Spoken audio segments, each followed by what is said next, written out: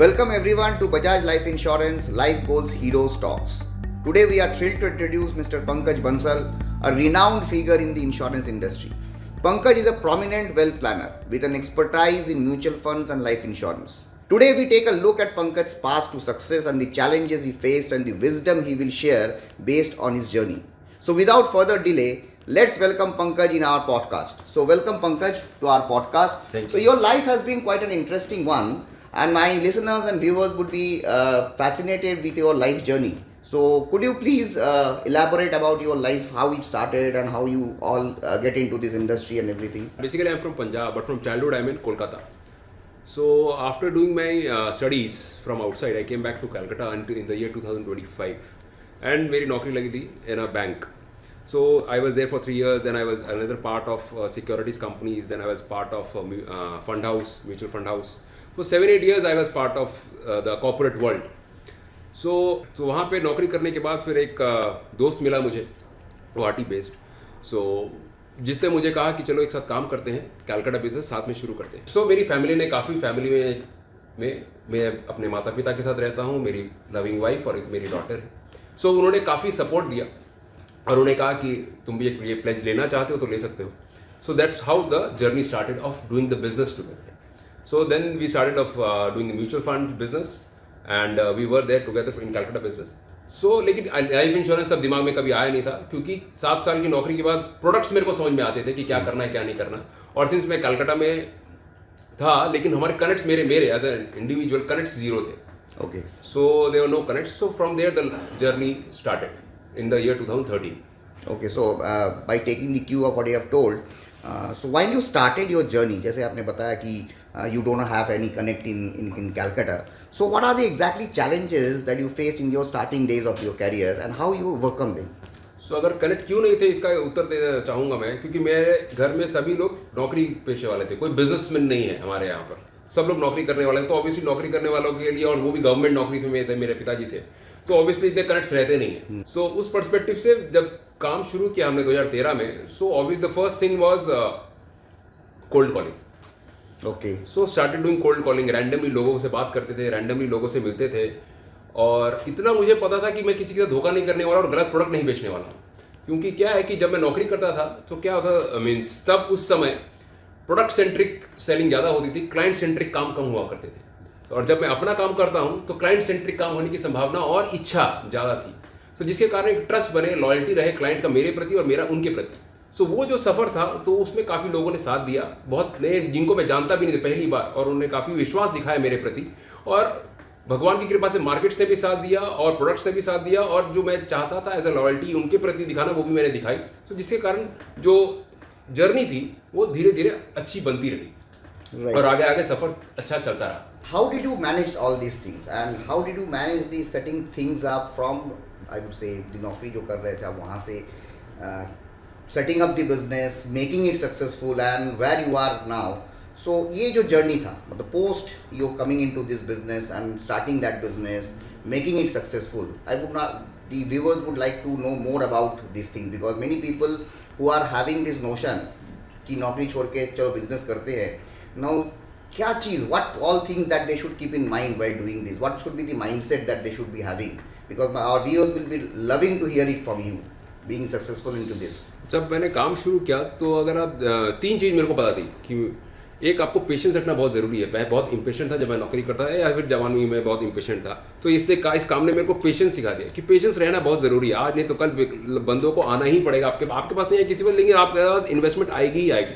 And mutual fund was a growing product and it was a pull product, not a push product at that point in time, और आज की date में भी वही है.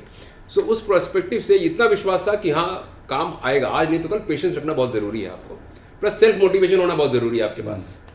जो आपको क्या, नौकरी जब आप करते हैं तो ऊपर वाला पीछे जब आपको पुश करता है तो ऑब्वियसली बात है कि अपने आप मोटिवेशन हो या ना हो, आपको काम करना जरूरी है. सो लेकिन हमारे लिए क्या, सेल्फ मोटिवेशन अनिवार्य है. चाहे कुछ करो ना करो, आपको मोटिवेट रहना जरूरी है, और खुश रहना भी बहुत ज़रूरी है. Right. चाहे आपके दिन कितने भी खराब हो क्यों ना हो. सो वो चीज़, ये 2 चीज़ मैंने बहुत अच्छे से सीखी. प्लस तीसरा, एक पहले दिन से मेरे को पता कि मेरे को बड़े बड़े कॉर्पोरेट्स के पास नहीं जाना, टाइम वेस्ट नहीं करना है. सो बेसिकली मैं चाह रहा था कि मेरे को रिटेल से लेकर जो आपके छोटे मोटे 4-5 करोड़ के जो क्लाइंट्स हैं, वही उनके पास ही जाना है. I don't want to go to 50-100 crore kind of clients. क्योंकि उनको मैनेज करना और उनकी जो इच्छाएं हैं और उनकी जो चाहते हैं वो मेरे लिए और संभव नहीं है करना, और मैं करना भी नहीं चाहता था, मेरी इच्छा भी नहीं थी करने की। तो ये 3 चीज़ थी मेरे पास कि ये 3 चीज़ मेरे को लेकर आगे बढ़ना है।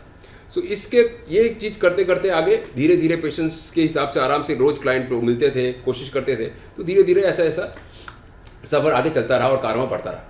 Now, what are the hiccups or challenges you face when you are meeting the customers for the first time? Because once you meet the customers, once you convince the customers, then वो trust issue आ जाता है, trust build up हो जाता है. But वो first trust build up होना बहुत ज़रूरी है business के लिए. Now, how have you managed to do that? क्या है, कैसे ये होता है? सबसे बड़ा हिकअप आता था कि ब्रांड, कि ऑब्वियसली जो अच्छा इंसान है जिसके पास 50 लाख 1 करोड़ 2 करोड़ रुपए है, तो ऑब्वियसली HNI काइंड ऑफ, उस समय 10 साल पहले HNI काइंड ऑफ कैटेगरी में जनता आती थी। राइट। अब उसके पास सारी जनता जाते हैं, बैंक्स उनके पास जाते हैं, वेल्थ मैनेजर्स उनके पास जाते हैं, तो फिर पंकज बंसल क्यों? वो तो कुछ नाम भी नहीं है, छोटा मोटा शुरू काम किया है, तो वो क्यों? So that was a very big hiccups कि आपका कंपैरिजन बड़े बड़े ब्रांड्स के साथ होता था। सो मेरी कहानी यही है कि एक ही मैं था कि वो वेरिएबल है, मैं कांस्टेंट हूँ। जब तक मैं जिंदा हूँ मैं आपके साथ हूँ, मैं कंपनी बेचूंगा नहीं और ना मैं कंपनी ऊपर नीचे करने वाला हूँ, लेकिन आप चले गए तो अलग बात है। जब तक मैं जिंदा हूँ मैं आपके साथ हूँ। और वहाँ पे वेरिएबल आज ये बंदा है क्योंकि 3-4 साल के बाद बंदा नौकरी छोड़ के चला जाता है, तो फिर आपको प्रॉब्लम्स होती है। तो कुछ लोगों ने ये चीज़ों को समझा भी, और जिसके कारण काफ़ी ट्रस्ट आया मेरे प्रति, और उसके बाद से फिर काम करना आसान हो गया। और उसके बाद फिर क्या है कि लोग धीरे धीरे आपको थोड़ा, अगर कुछ इन्वेस्टर्स अच्छा लगता है उनको, अगर returns what they have want is they उनको मिल जाती है, सो दे स्टार्ट गिविंग रेफरेंसेस। सो फिर आपको लगता है हाँ ठीक है, मेरे दोस्त से मिल लीजिए, आप इनसे भी आप बात कर लीजिए, काम करना आप शुरू कर सकते हैं। सो उस तरीके से now the network starts. Now Bajaj life insurance में जब आप ज्वाइन किया, ये पहला इंप्रेशन क्या था? क्योंकि कोई भी कंपनी में आप ज्वाइन करते हो तो एक पहला इंप्रेशन बनना बहुत ज़रूरी होता है उसके साथ लंबे समय के बिताने के लिए। So what was your first impression when you joined from mutual fund agents, we ventured into the life insurance industry? So what was your first impression about the company, about this industry?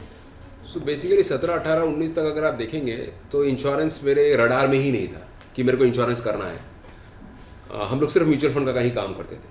सो लेकिन 19 में बालिक से एक बंदा था, एक लड़का था, वो मेरे पीछे पड़ा रहा कि आप शुरू करके देखिए। तो and ULIPs was the main product from their perspective eight that point in time. 2019 की बात कर रहा हूँ, जो काफ़ी आपका म्यूचुअल फंड से जो थोड़ा रिलेटेड था। तो मेरे को चीज़ थोड़ी समझ में आई, और फिर हमने 2019 में काम करना शुरू किया। तो मैंने कहा कि चलो शुरू तो करते हैं, लेकिन पहले ही साल मैंने 3-4 महीने में ही हम लोगों ने MDRT कर दिया। तो वो एंटीसिपेट नहीं किया था मैंने, और मेरे को समझ में भी नहीं आया था कि इतना कुछ हुआ, और इतनी बड़ी अचीवमेंट है मेरे को ये भी समझ में नहीं आती थी, क्योंकि इंश्योरेंस में मैं नया था। तो उस पर्सपेक्टिव से तो वो वहाँ पे हमने 2-3 महीने में काम अच्छा शुरू हो गया। सो उसके बाद धीरे धीरे कॉन्फिडेंस आया और धीरे धीरे चीज़ों को समझ में आई कि हाँ ये करना भी चाहिए, और ये करना, और क्लाइंट के पर्सपेक्टिव से भी अच्छा है, क्योंकि क्या है कि हम लोग नॉर्मली म्यूचुअल फंड्स तो कर ही रहे हैं काम। सो और ये प्रोडक्ट कोई ना कोई क्लाइंट के पास है और कोई ना कोई बेच रहा है, राइट। और वो कोई क्लाइंट कहीं ना किसी खरीद रहा है, तो वाई नॉट मी? जब वो रिलेशन मेरा है, ट्रस्ट मेरा है, सो फिर ये प्रोडक्ट भी मेरा ही होना चाहिए। So that's how the Balik started in the year 2019. Bajaj का सीसो ऑफरिंग्स के बारे में थोड़ा बताइए हमारे व्यूअर्स। So अगर आप देखें, जैसे और भी 2-3 अगर मार्केट में बहुत सारे इंश्योरेंस कंपनीज हैं, तो सबके पास सीसो जैसा प्रोडक्ट नहीं है जो आप मंथली इन्वेस्टमेंट्स कर सकते हैं, क्योंकि मंथली इन्वेस्टमेंट्स करना आदि मैक्सिमम जनता के लिए बहुत आसान रहता है कि 5-10 हज़ार 15-20-25 जो भी है पर देर उनके हिसाब से कि कौन कितना कर सकता है, आराम से मंथली पैसा निकल जाता है, उनको पता भी नहीं चलता, और लंबे समय में बहुत बड़ा कॉर्पस खड़ा हो सकता है। और वो कॉर्पस जब वो क्रिएट हो जाता है उसको भी नहीं पता कि इतना बड़ा कॉर्पस मेरे पास है। सो क्या वो बहुत आसान रहता है। तो यहाँ पे क्या सीसो में आपको, आप इंडिविजुअल मीन्स छोटा पैसा आप निवेश कर सकते हैं, प्लस आपको इंश्योरेंस कवरेज मिलती है। भगवान न करे कुछ ऊपर नीचे हो जाता है जीवन में, तो एक कवरेज रहता है। तो आपका परिवार कहीं इधर उधर नहीं जाने की जरूरत नहीं है उनके पास, उनका अच्छा एक कवरेज रहता है, तो आपका परिवार भी सुरक्षित है, फैमिली गेट्स, यस, सुरक्षित है आपका परिवार भी। सो ये बहुत बड़ा एडवांटेज आपका सीसो का। तो जिसके कारण ये प्रोडक्ट आज की डेट में मोर और less kind of pull product हो चुका है। जैसे SIP आपका प्रोडक्ट म्यूचुअल फंड में हो चुका है, तो सीसो भी वैसे ही बनने की कोशिश में, और आगे चल के बहुत बड़ा बनने वाला है। तो people are now asking for benefits of SISO. Yes yes, कुछ other benefits of SISO, how people will get benefited by taking a SISO policy from Bajaj? Anything more that our viewers, because since as you are telling that is as good as CISO, SIP in mutual funds, और आज के date में SIP mutual fund में सब जगह पे एक ही चर्चा है कि म्यूचुअल फंड सही है। तो SIP सही है, तो आगे चल के सीसो भी इसी मुकाम पे चलने वाला है, इससे भी आगे जाने वाला है, राइट। तो आप में हमारे व्यूअर्स के लिए थोड़ा इसको और एनलाइटन करें, उनको थोड़ा और बताएं, क्योंकि आज के डेट में SIP के बारे में सबको पता है, people are now well aware, उनको अलग से बताना नहीं पड़ता है। सीसो, yes, it is picking up, CISO concept is picking up, but still it is a long way to go. So through this podcast, maybe some more people will get to know about the concept of CISO, and they will come to get a CISO policy for them and their families. So, सबसे बड़ा advantage अगर आप देखेंगे सीसो में क्या होता है कि अगर आप आज की डेट में from a SEBI perspective 2.5 lakh रुपए अगर आप सालाना निवेश करते हैं, सो जो रिटर्न्स आप 10, 15, 20, 25 साल में बनाएंगे वो टैक्स फ्री है, right, which is tax free, returns are tax free. So आज की डेट में म्यूचुअल फंड हर जगह कोई भी इन्वेस्टमेंट, कोई भी इंस्ट्रूमेंट में आप निवेश करते हैं तो आपको कहीं ना कहीं टैक्स देना पड़ता है, कैपिटल गेन्स का लगता है, कैपिटल गेन का या फिर नॉर्मल टैक्स लगता है, डेट हो, इक्विटी हो, कुछ भी आपको टैक्स देना पड़ता है।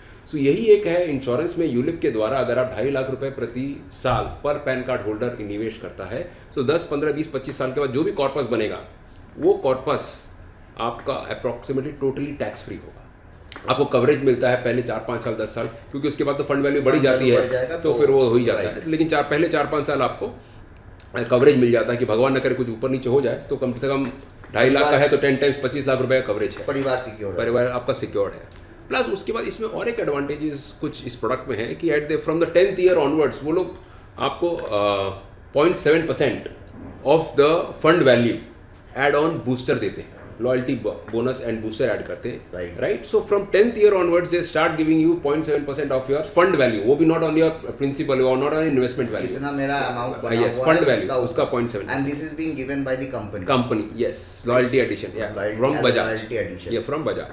सो ये जो है, ये जो एड ऑन आपके पोर्टफोलियो में होता है, जो अगले 15 साल 10 साल के बाद अगले 15 से 25 साल की पॉलिसी है, तो 15 साल में जो एडिशन होता है तो ये आपको किकर और दे देता है, क्योंकि वो भी पैसा आपका निवेश इक्विटी मार्केट में ही हो रहा है और वो भी पैसा बढ़ रहा है 12% के हिसाब से। सो कॉर्पस आपका जो एक्स होना चाहिए X+Y हो जाता है, सो जो एक एडिड एडवांटेज है। सो इसलिए ये this should be part of an asset allocation for an individual's portfolio.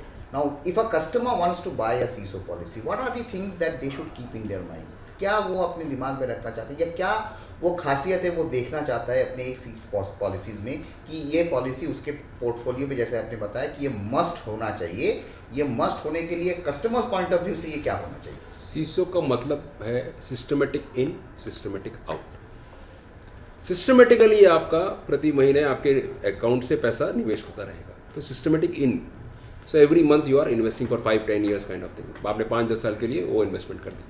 अब आपको जब एक कॉर्पस बड़ा हो जाता है, सो आपको क्या विड्रॉ भी करना पड़ता है, लेकिन कुछ पैसा आपका वहीं रहा है, systematic out. So you can start withdrawing some part of your portfolio.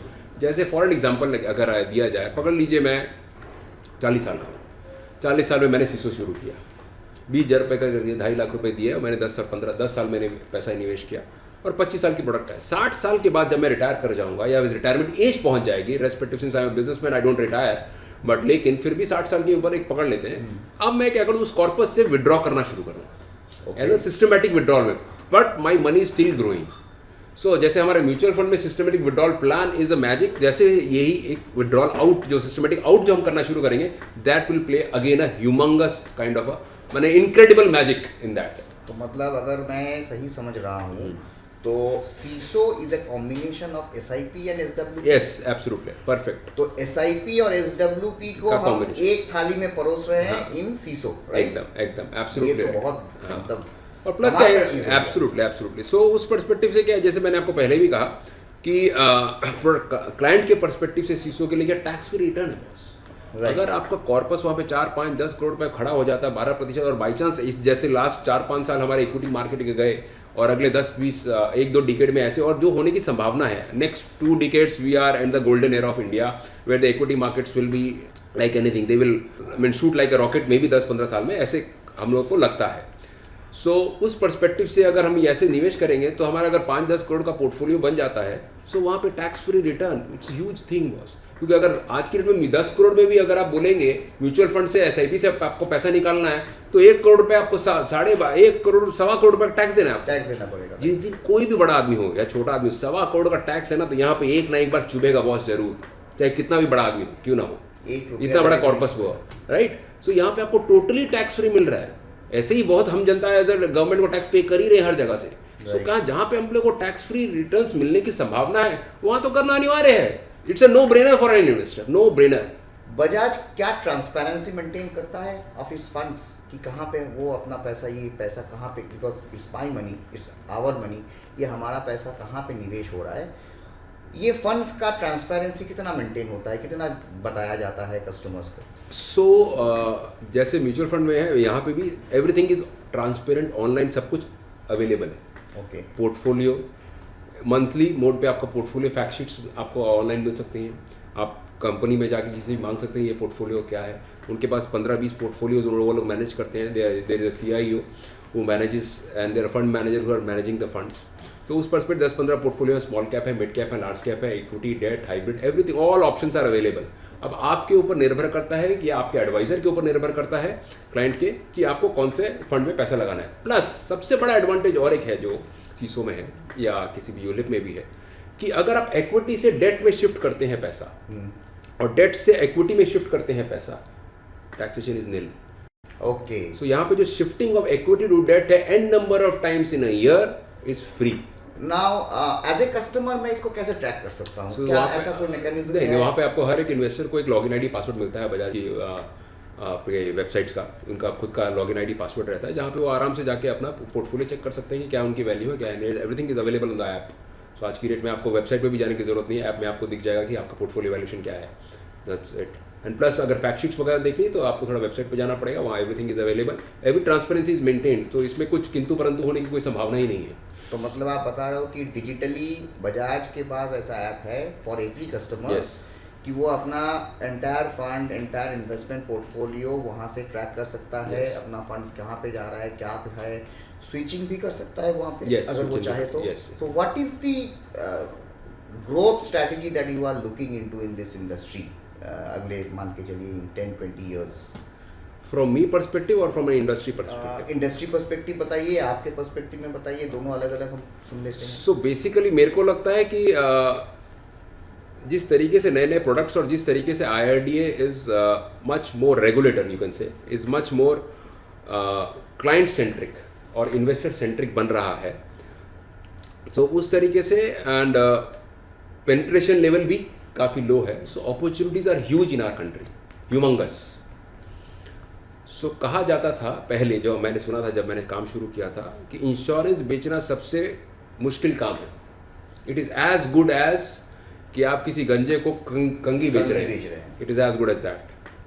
लेकिन अगर आप वैल्यू एडिशन करते हैं क्लाइंट के पर्सपेक्टिव से, क्योंकि फिर से मैं आपको स्टैटिस्टिक देता हूँ, अगर आप सर्वे करते हैं ना, 100 लोगों का सर्वे करेंगे, अच्छे जो पढ़े लिखे लोगों का, आज की डेट में भी 90% ऑफ द जनता ऑब्लिगेशन में इंश्योरेंस खरीदती है.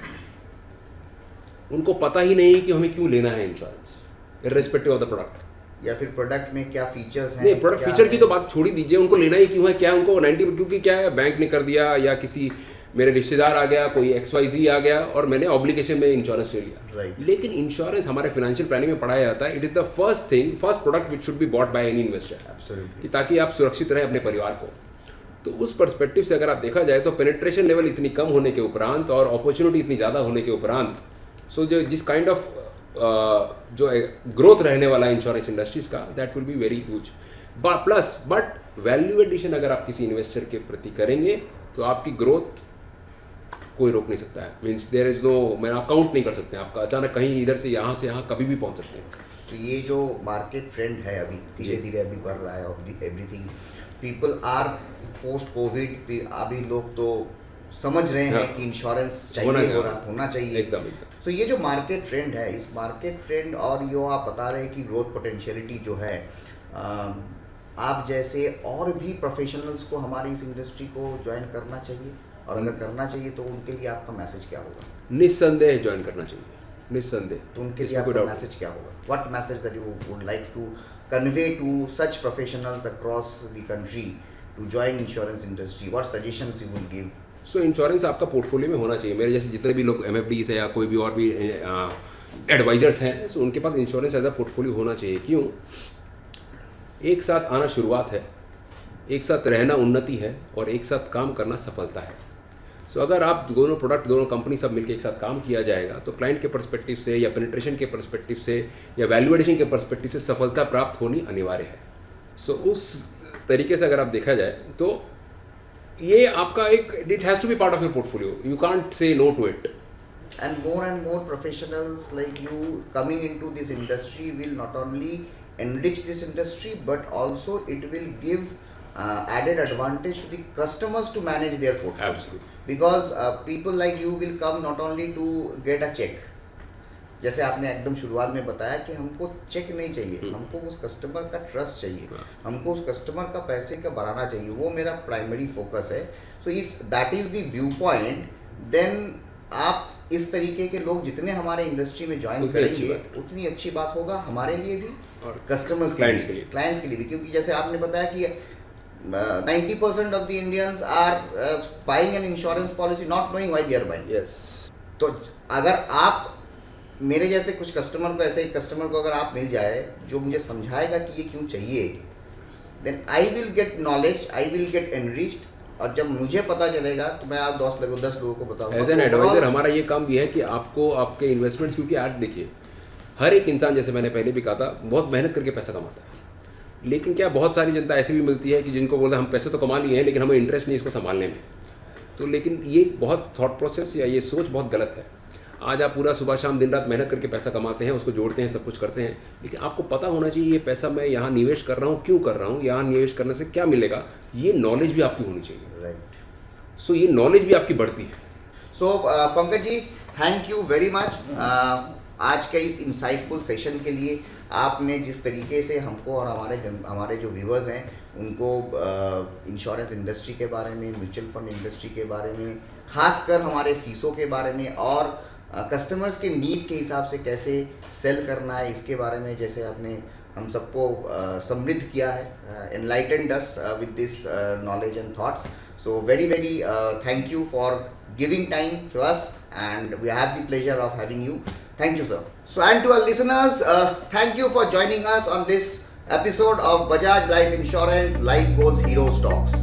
Stay motivated, keep striving for excellence and we look forward to meet you soon with our next episode. Thank you. समझो हो गया.